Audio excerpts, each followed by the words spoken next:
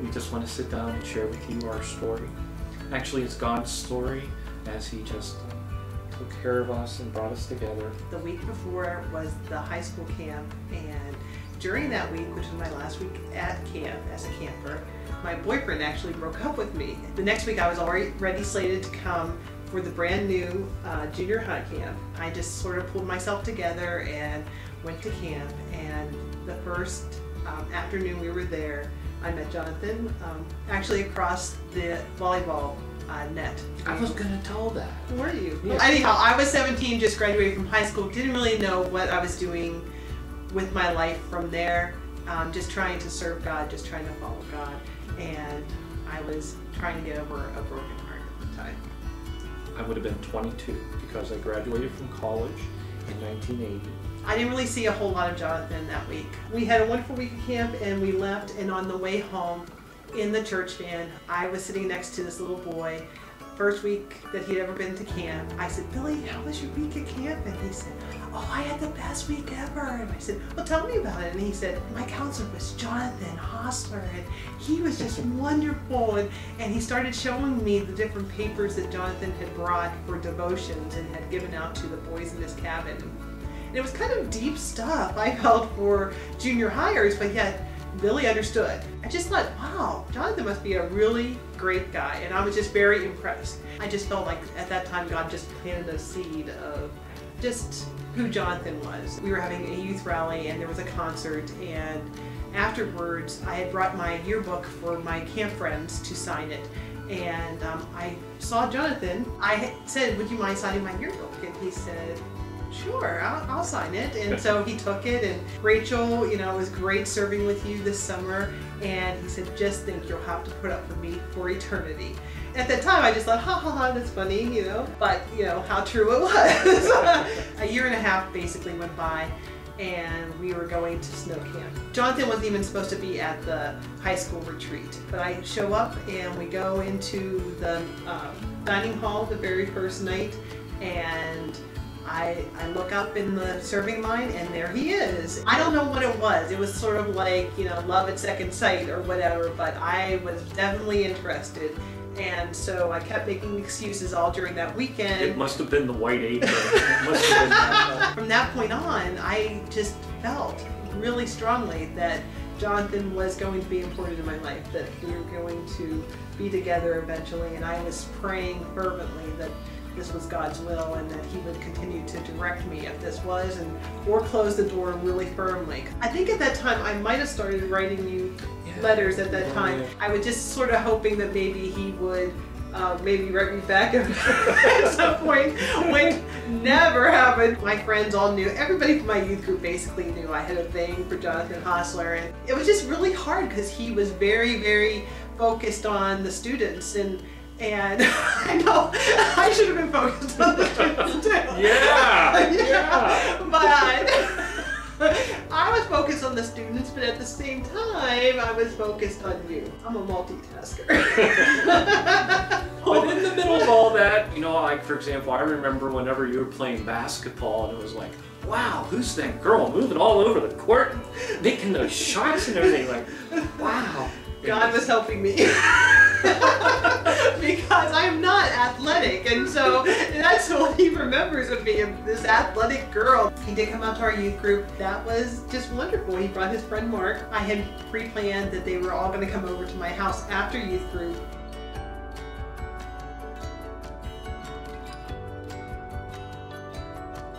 I cleaned up and said goodbye to everybody, and I sat on the couch and I just cried, and I was like, God, am I supposed to be in this? Or the more I know about him, the more I like him and the more I love him. We talk, and he's nice, but he's nice to everybody.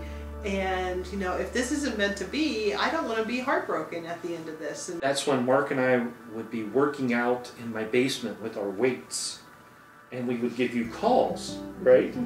It would be like Mark would call up and say, "Hi, Rachel." And then he'd go, "Hi, Mark." And then he'd say, "Oh, by the way, Jonathan's here too." And then I'd get on the line. We would. I mean, that was the thing. When he started making these random phone calls, then I got a little bit of hope. I still didn't know where he stood and what he felt. But you have to understand that in some cases, I just was not smooth. I'm just not Mr. Smooth, you know? Well, this makes a fantastic story, though. I mean, really, because the thing was, I just did not know, and I was just really relying on God. Jonathan gives me a call, and he says, it was really random and really weird. He wasn't even with Mark. Hey, I'm thinking about coming out to your church. I'm just like, oh. And I said, oh, okay, well, yeah, you can come out, but I'm not going to be here. I'm going to Myrtle Beach with my family. And he didn't say much of anything else. He was like, oh, okay.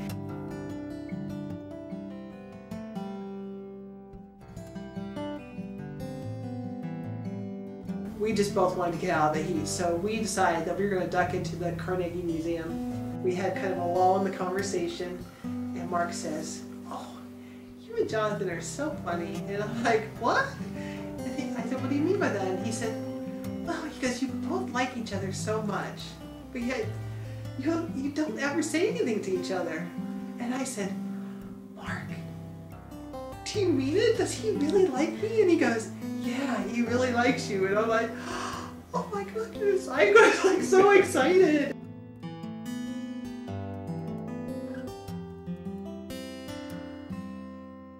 I turned to Jonathan, and God gave me boldness because knowing that he liked me and everything.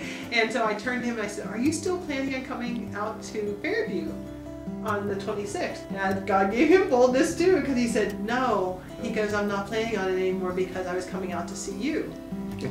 And I said, well, you can still come because I'm not going to Myrtle Beach. I'm going to be at home.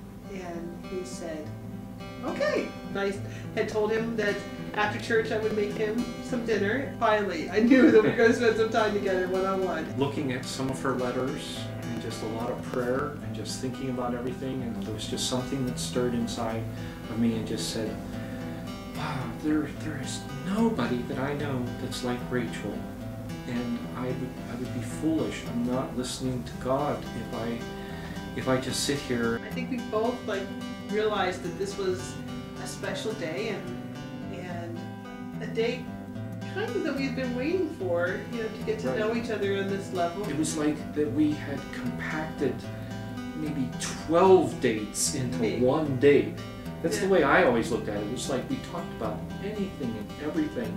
I just feel like there was a lot of people rooting us on. A lot of people knew about this. A lot of people were praying for us. It wasn't like we were total strangers and we didn't know anything about each other. But we had so many people reinforcing to us as individuals that, Rachel really knows God. She really loves God. And she really loves her family. And she really loves people so much. And she is so selfless.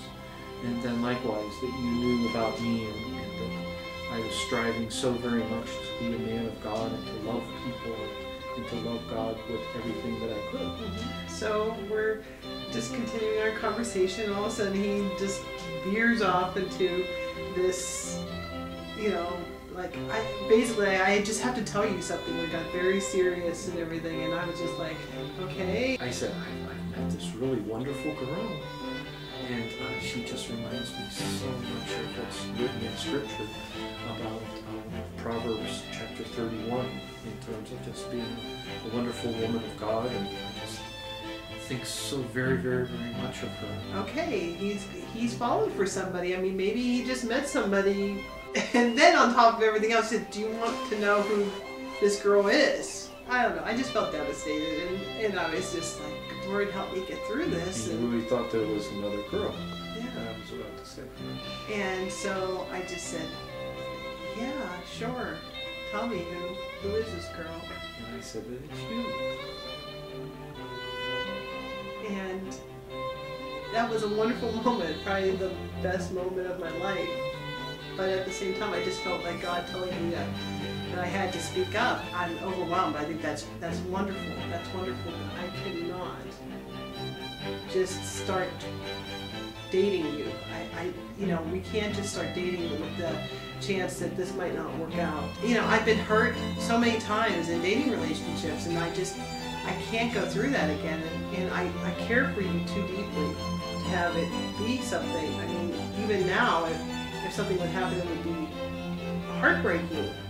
So then at that point I said, I just want to reassure you that I'm not a game player. I don't want to toy with your affections, and so I just want to say to you that I really care about you very, very much, and I can even feel my heart filling with love for you right at this moment, and I intend to marry you. I want to marry you. And immediately I felt like I could trust you, trust that everything was going to be okay, and that we were going to be together. Right. I felt so totally comfortable with him. I just never ever felt that way with any other guy that I had dated. Just like I could tell him anything and that he would be accepting of it. Well, this was June 26th in 1983. We ended up getting married February 11th, 1984. So, not very long.